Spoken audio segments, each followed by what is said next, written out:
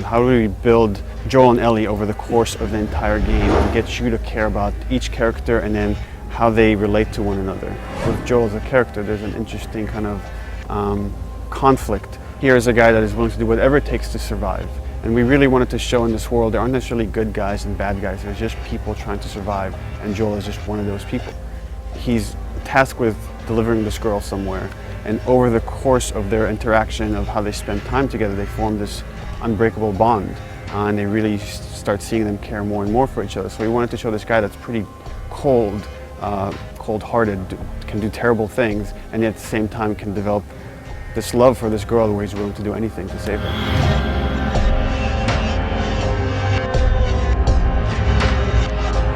Well, it all started when we saw a documentary about this fungus called the cordyceps.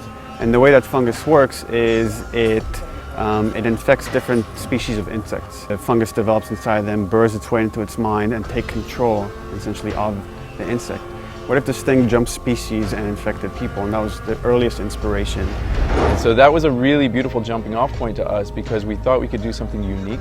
It wasn't just your typical ambling zombie sort of thing, but we can actually have some science behind it and ground these things. And we don't want to just make the typical like ghoul. We want to actually bring the fact that this is a suffering human being that actually, like, if you and I were caught by this, then that's a traumatic experience. And then put yourself in Joel, Tess, and Ellie's shoes and it's like, this is the last thing that we want to happen. These two stages, these two classes of infected that you're seeing, there's the runners. And they still have a bit of vision, so they could kind of see you if you're moving around. You have to kind of watch out where they're looking. When you're dealing with something that can see you, it's much different than something that is stage 3 of the infection, or what they call the clickers, which is using echolocation, a form of echolocation. And then the clickers, it's all based on audio. So you have to make sure you're not making a lot of sound, you're not breaking a bottle, you're not doing something that will draw them to your location. On a psychological level as a player, it kind of invests me in trying to see like what's behind that bush, what's around that corner, you know, and we can play with darkness and light in there and the sounds, etc. So we really want to like not only beautify it and say like, oh, this is really gorgeous, but at the same time like kind of like add that suspense in there.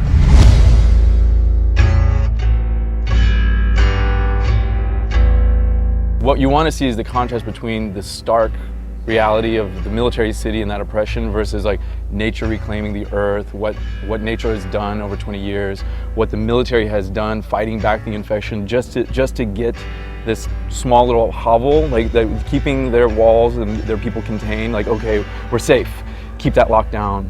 You're in the city and it's, in a way, you're surrounded by death. There's no one there, it's locations you're familiar with and that should be filled with people, should be filled with life, and they're empty. First of all, it's beautiful and creepy, like it's one of those like weird, like nature's pretty amazing kind of things.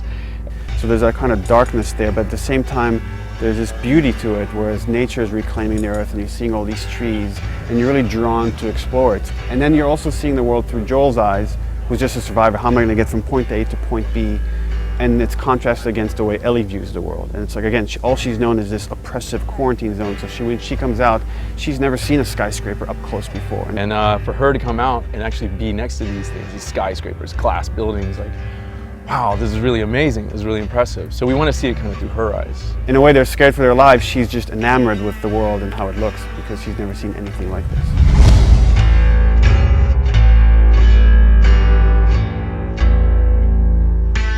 I'm sweating and I'm actually enjoying, and I know how to play these things, and every single time a new emergent situation like exposes itself.